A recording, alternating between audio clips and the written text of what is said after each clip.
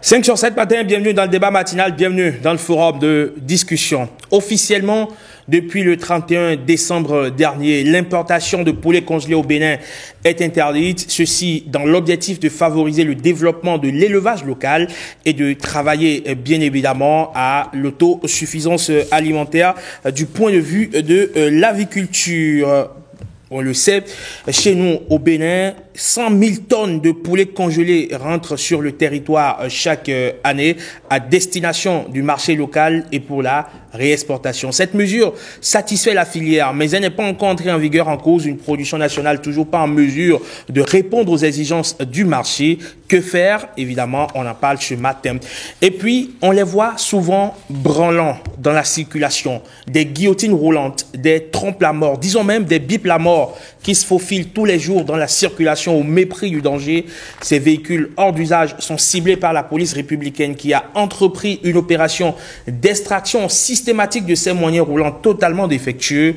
On parle de près d'une centaine de véhicules déjà retirés. On vous en parle. On vous parlera aussi de l'essence de contrebande qui a encore fait des victimes cette fois-ci dans le département du Plateau. 6 morts dans un accident de la circulation qui a impliqué un camion chargé de plusieurs jerrycans de ce liquide inflammable. Jusqu'à quand le compteur macabre lié à l'essence de contrebande va-t-il continuer de tourner?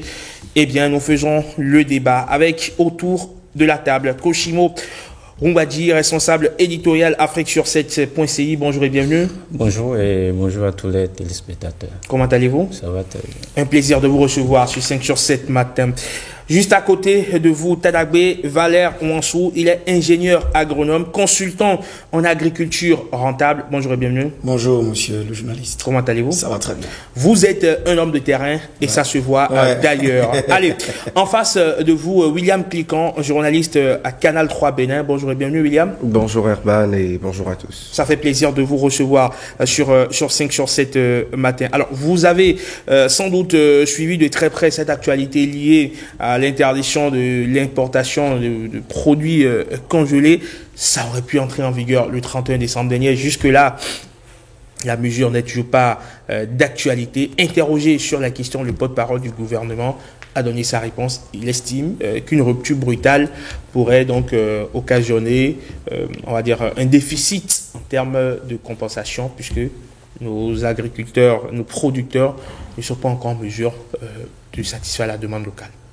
Et ça, on le savait avant de prendre la décision. Vous savez, l'appétit par rapport à cette autodétermination sur la question de la production de la volaille et surtout de la couverture de nos besoins, cet appétit, il n'est pas nouveau. Il est vieux comme le monde. Vous savez, les premières annonces du ministre de l'Agriculture en poste sur la question remontent à son entrée en service, à ses premiers pourparlers avec les producteurs avicoles du Bénin, surtout quand il est un peu hors de Cotonou, il est en train de nouer contact avec ces personnes-là. Mieux, au cours de l'année 2023, on l'a entendu plus d'une fois le dire à maintes occasions et on voyait la volonté politique venir. Et donc, cette grande annonce, finalement, est sortie pour exprimer, je ne vais pas dire le débordement, mais en fait, à un moment donné, on était déterminé parce que le marché est là, on en consomme suffisamment. Vous avez parlé de 100 000 tonnes. Selon des estimations plus poussées, on estime que les chiffres sont plus concrets que cela, que ça c'est une estimation vraiment globale. Mais jusque-là, nous ne couvrons que 49% de notre demande, en fait. C'est-à-dire la production locale ne fait pas encore la moitié théoriquement en 2023 ou en 2024. Donc à l'heure où nous parlons, voilà que nous avons la possibilité de produire encore le double de ce que nous faisons actuellement pour couvrir notre marché.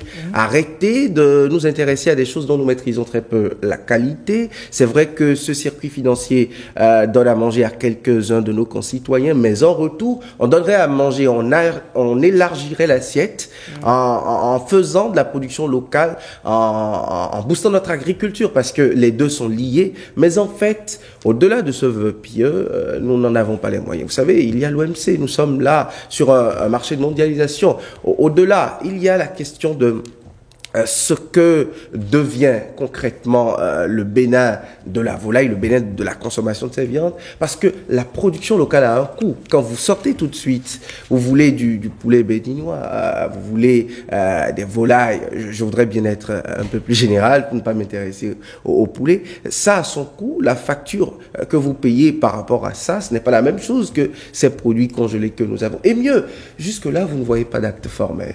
Ça voudra dire que nous sommes conscients. On n'a pas de décret, on n'a pas d'arrêté, on n'a pas, vous ne voyez pas une norme édictée tout de suite qui nous situe et qui nous assure qu'en fait il y a une règle qui entre en vigueur. Donc c'est une annonce. Jusque là c'est une annonce, c'est un vœu, c'est une ambition. Nous sommes loin du concret parce que je salue d'abord cette volonté politique qui est bien affichée, mais en fait on est encore très loin. On n'est pas encore prêt. Non. D'accord. Alors, on va relayer les propos exacts du porte-parole du gouvernement, Wilfried Léon Koshimo. Il dit, si au 1er janvier, on avait effectivement suspendu, voire carrément interdit l'importation de volailles ou de produits congelés étrangers, on aurait créé une situation difficile sur le marché avec la tension qu'il va y avoir et le surenchérissement des coûts. Et ce n'est pas fini, puisqu'il ajoute, bien évidemment, nous, parlant du gouvernement, comptons les soutenir, ainsi que tous ceux qui ont des projets sérieux afin qu'à terme, il y ait suffisamment de production interne pour que nous tournions définitivement le dos à tout ce qui vient de l'étranger. Koshimo. Oui, alors, parfois ou très souvent même, la volonté politique fait face donc à des obstacles. William vient de le dire, on savait que la production locale n'était pas forcément à la hauteur. Le gouvernement, en prenant donc cette décision, je pense qu'il y a eu des travaux, parce qu'il faut voir à l'interne ce que nous pouvons faire. La demande, elle est très forte. Vous avez annoncé les chiffres tout à l'heure. C'est quand même très assez. On n'a même pas besoin donc de faire des études. On se connaît au pays et on sait ce que ça veut dire. Enfin, si on doit estimer la manière dont nous consommons donc ces produits au pays, on peut avoir une idée donc de la taille. Alors, si au plan local nous n'avons pas les possibilités tout de suite, donc de produits suffisamment pour satisfaire la demande interne. Je pense que le porte-parole a bien raison. Ça sert à rien donc de suspendre pour suspendre, parce que si on suspend et qu'on n'arrive pas donc à satisfaire la demande, ça veut rien dire. Et derrière, William l'a également souligné. On va faire du chauvinisme béat. Ah oui, simplement. William l'a également dit. Aujourd'hui, on sait ce que ça coûte lorsque on veut consommer local. Et moi, j'ai l'habitude de dire, on veut bien consommer local, mais on veut aussi consommer de la qualité, parce que c'est pas parce que le produit est confectionné au plan local que automatiquement il y a de la qualité. Et c'est vrai que ce qui vient de l'extérieur, nous ne maîtrisons pas forcément les contours, mais chez nous aussi, voilà, si on veut faire donc de la production locale, il faut y mettre les moyens. On a déjà vu une expérience ici, je ne vais pas citer le nom de l'entreprise pour ne pas faire de la publicité, mais on a déjà vu une première expérience, voilà, on a vu que l'importation a quand même toujours gardé le dessus. Ce qui a lieu de faire, le porte-parole a également dit, c'est de pouvoir recenser ceux qui ont des projets sérieux, ceux qui veulent véritablement investir donc dans la production locale, et je suis sûr que le gouvernement va forcément accompagner. D'accord. Alors, Tadagwe Valère Wansou, pour vous qui maîtrisez un peu le marché, est-ce qu'effectivement on manque de volailles locales, enfin de produits locaux, j'allais dire? Alors, ce qui manque au Bénin, ce n'est pas les produits locaux. Ce qui manque, c'est ce que le porte-parole du gouvernement a martelé dans ses propos, c'est l'accompagnement des personnes, des agripreneurs qui ont des projets sérieux. Je vais vous dire, par exemple, je connais des entrepreneurs agricoles comme moi qui avaient investi tout notre argent de 2024. On a économisé pour pouvoir faire quoi? Investir dans une unité d'élevage de volailles. Il y a même des gens qui ont démarré des bandes de 5 000 sujets, 10 000, 20 000 sujets. Mais aujourd'hui, ils sont dos au mur. Ils sont dos au mur parce qu'ils n'ont pas de marché d'écoulement. Parce que ce qui vient de l'étranger coûte moins cher que ce qu'on produit sur le territoire. Vous voyez? Moi, je pense que ce que nos autorités auraient dû faire, c'est pas stopper complètement l'importation, mais geler, comme le Sénégal le fait avec l'oignon. On peut décider de geler entre janvier 2025 et juin 2025 l'importation de la volaille. Donc, on fait tout de passe-passe. On gèle pour 6 mois, on va voir ce que le pays, 6 mois même c'est déjà trop fort. On peut dire, allez, on gèle pour 3 mois l'importation de la volaille. On va voir si les producteurs vont pouvoir supporter cette période-là. Qu'est-ce qu'on a appris? Quels sont les échecs? Quelles sont les forces, les faiblesses, les opportunités, les menaces de ce qu'on a pris comme décision pour les 3 mois-là? Et après, on ouvre le robinet pour l'importation. Parce que, si vous ne le savez pas, ce que les gens importent là de l'étranger, qu'on le veuille ou pas, il y a toujours des carcasses qui ne respectent pas les normes. Souvent, c'est des sujets que les gens ne peuvent pas consommer à l'étranger. D'accord? Ils envoient le truc réformé. Quand on dit réformé, c'est par exemple des poules pondeuses qui sont à terme, qui ont déjà fait les 1 an de ponte et tout, et il faut les envoyer. Et la plupart des pays européens n'acceptent pas ça. Donc, je ne dis pas que c'est ce qu'ils font au Bénin. Je n'ai pas dit ici que les importateurs importent des poulets réformés. Même vers l'Afrique, les pays de l'Afrique, où les gens ne sont pas beaucoup regardants dans sur les normes et tout. Bon, je parle, attendez. Oui, je vis au Bénin, mais je n'ai pas de preuves. Moi, je ne parle pas sans preuve, je n'ai pas de preuves. Mais c'est qu'en réalité, en Afrique, c'est ce que les gens nous envoient. Et si vous poussez vos recherches sur le net ou bien vers les personnes les plus introduites, vous saurez que les viandes, les carcasses que les gens nous envoient, c'est des choses que ceux qui produisent là-bas même ne peuvent pas consommer. Ils produisent, vous seriez parfois étonné, pour même avoir du fumier. Est-ce que vous vous en rendez compte? Ils produisent ces volailles-là et leur rendement-là, c'est le caca que ces sujets-là font. Les cacas, ils ne sont pas intéressés parce qu'ils ne mangent pas. Pour aller régénérer le sol là-bas. Pour avoir les plumes, pour transformer, créer des... Comment on appelle ça? Des oreillers avec des plumes de ces volailles transformées. C'est ça la matière première pour eux. La carcasse, c'est de mauvaise qualité. Et parfois, quand les gens veulent nous envoyer des trucs en Afrique, ils ne font pas beaucoup attention à la qualité du produit. Voilà, leurs concitoyens vont manger ce qui est bon et nous on mange. Je pense que le Bénin peut faire quelque chose.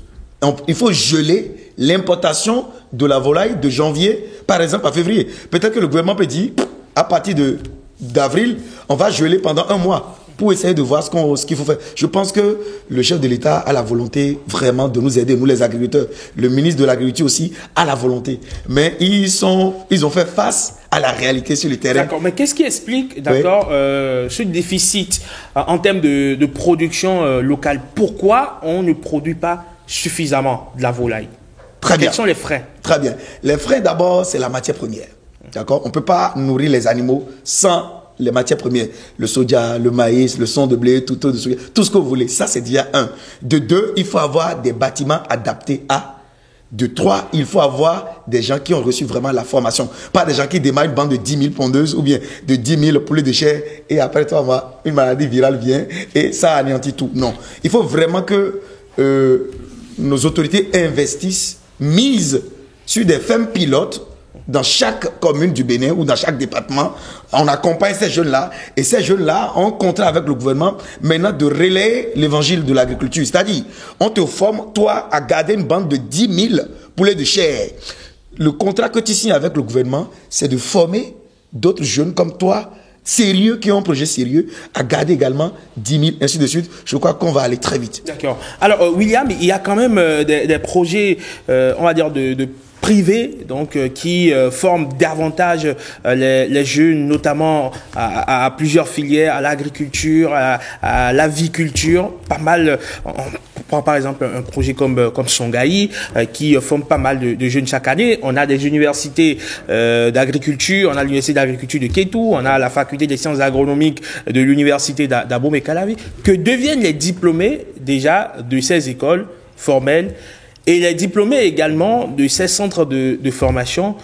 Est-ce qu'ils ne vont pas ouvrir des fermes pour pouvoir... Parce que le marché est là. On se rend compte que le marché est là, mais on ne veut pas investir là-dedans. Pourquoi? C'est tout le paradoxe. Les ingénieurs en production animale n'en manquent pas. On en forme un peu partout dans le Bénin et même des agripreneurs, un peu comme vous le citez avec des initiatives privées. Mais votre formation ne vaut rien si sur un marché, ce que vous produisez ne peut pas être écoulé. Soyons réalistes, regardons-nous en face. Acheter le poulet béninois, c'est du patriotisme.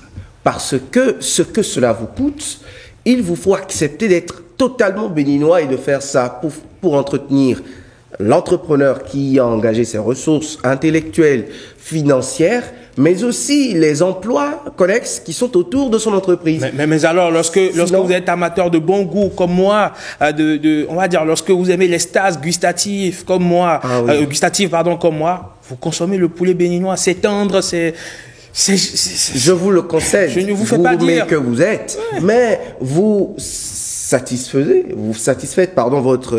votre palais parce que vous en avez la bourse. Et je ne sais pas combien de Béninois, ou vous qui l'aimez bien ce poulet, vous savez combien il coûte quand il est bicyclette, quand il est dans une assiette, et qu'il est garni comme il doit l'être. En fait, cher Herman, il y a que les Béninois, quand on sait combien ils valent par PIB, par habitant, combien ils ont en poche, combien vaut leur petit, pas petit, on n'y mange pas du poulet, mais leur déjeuner, peut-être leur dîner, vous vous rendez compte qu'ils ne sont pas nombreux à être en mesure de s'acheter le poulet béninois en l'état. Donc, qui ouvre dans ce contexte va fermer. Vous savez, on dit par exemple qu'il y a près de 708 000 de poulets d'un jour mis à disposition. C'est-à-dire, il y en a, l'État a mis à disposition des gens qui sont formés de quoi produire suffisamment. Mais vous voyez, les chiffres n'ont pas totalement évolué. Nous étions à moins de 20% de couverture, mais aujourd'hui, nous sommes à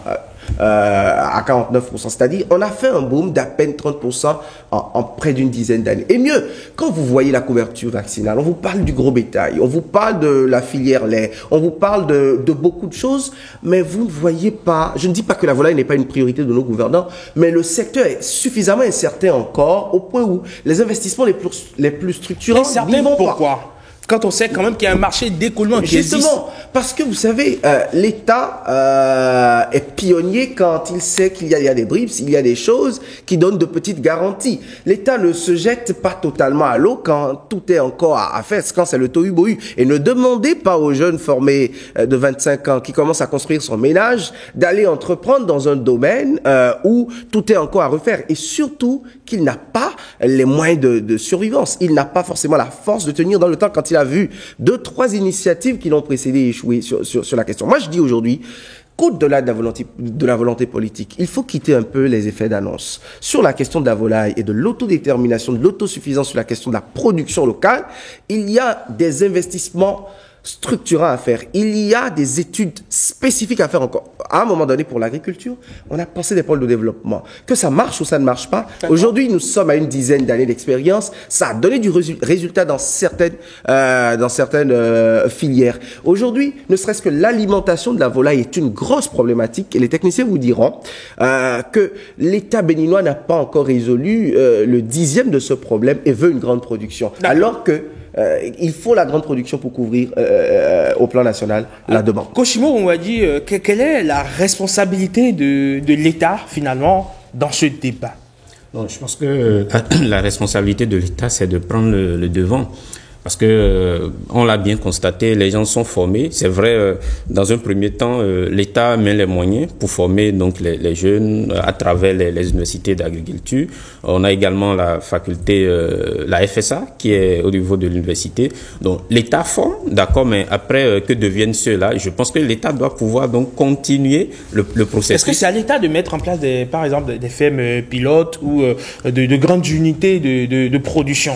Non, pas forcément, mais pendant donc la formation, qu'est-ce qu'on explique donc à ces jeunes-là? Est-ce qu'ils savent que parce que moi j'en connais beaucoup, lorsqu'on finit directement l'objectif, c'est de pouvoir être engagé dans une ferme. Ben, je dis c'est parce qu'à un moment donné l'autre a eu le courage donc de se jeter à l'eau qu'aujourd'hui vous voulez être donc recruté. Je pense qu'il faut expliquer aux gens lorsque vous finissez la formation.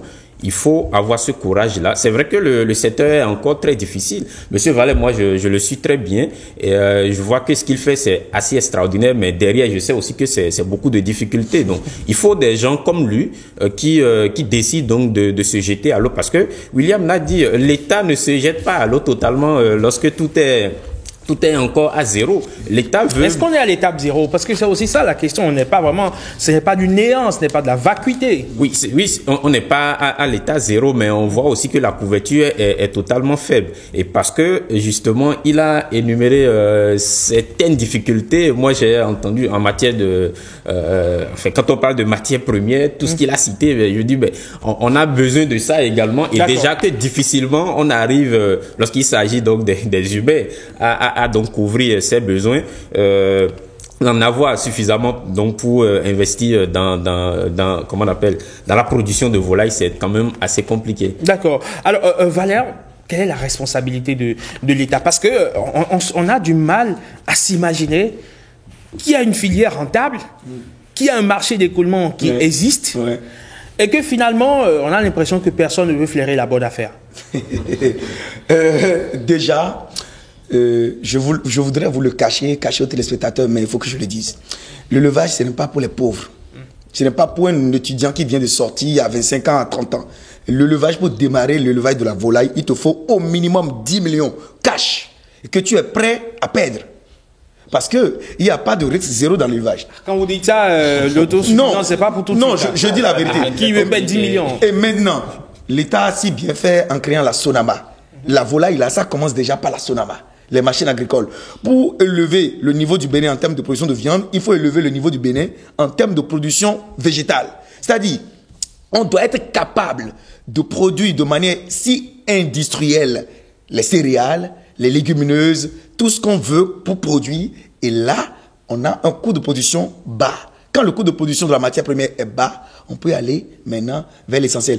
Mais je crois qu'il faut qu'on fasse des tests. Comme les coachs le font, bien comme les fabricants de voitures le font. Quand on fabrique une voiture, il ne faut pas dire non. Et quand on la met sur le marché, non, il faut faire des tests. Et ces tests-là, on peut choisir de faire le gel. Parce que moi, je connais des amis qui pleurent. Honnêtement, j'ai accepté immédiatement l'émission. Je ne me suis même pas apprêté pour chercher costume, tout ça, parce que je suis à Cotonou pour mes machines. Je suis venu ce matin parce que j'ai des amis qui pleurent dans le silence. Ils ont investi des dizaines, 20 millions, 30 millions dans le levage, mais ils pleurent aujourd'hui. Il y a pas, parce qu'il n'y a pas le marché pour écouler. Parce que le gouvernement n'a pas mis en application sa promesse. Nous, on était tout le temps heureux en écoutant le ministre de l'Agriculture à la télé, mais aujourd'hui, on est en train de pleurer dans notre ventre. On ne peut pas aussi paraître comme des gens qui sont en train de critiquer le gouvernement. Non, nous ne sommes pas des politiques, nous sommes des paysans. Mais honnêtement, sur le terrain, les gens sont en train de pleurer parce qu'ils ont produit, mais ils n'arrivent pas à écouler. Parce qu'il y a la concurrence qui est là, qui a plus de chair, qui coûte moins cher. Et le Béninois aime ce qui est gros et moins cher. Tandis que pour nous, c'est petit et cher. Je pense que c'est ce que tous les agriculteurs et les éleveurs pensent dans leur ventre aujourd'hui. Et honnêtement, je demande à son Excellence, le chef de l'État, notre papa, le chef de la République, de penser à nos jeunes entrepreneurs, surtout les banques. Ils nous demandent trop de garanties. Comment on va faire pour que l'État puisse amortir, puisse être... Déjà, je sais que les FNDA sont là. L'État a créé justement... Oui, les FNDA sont là. Je sais que les FNDA... Mais même une autre société qui s'occupe donc justement qui se positionne en garantie pour les entreprises, les jeunes entrepreneurs agricoles. Ah bon? Bien sûr. J'aimerais que vous me partagiez cette solution-là après l'émission pour que je puisse partager. Une société dotée d'un fonds, je pense, près de 5 milliards de francs CFA. Ça nous intéresse, nous, les jeunes entrepreneurs. Parce qu'il y a des jeunes comme moi, des dizaines de milliers de jeunes qui veulent vraiment aller au front, mais on n'a pas les armes qu'il faut. Il faut déjà réduire le coût de production de la matière première, le soja, le riz. Vous savez qu'il y a la GDZ qui est là-bas, non? Qui va consommer une quantité colossale de soja. Et le soja, c'est une matière première indispensable dans la fabrication de l'aliment pour la volaille et les autres sujets.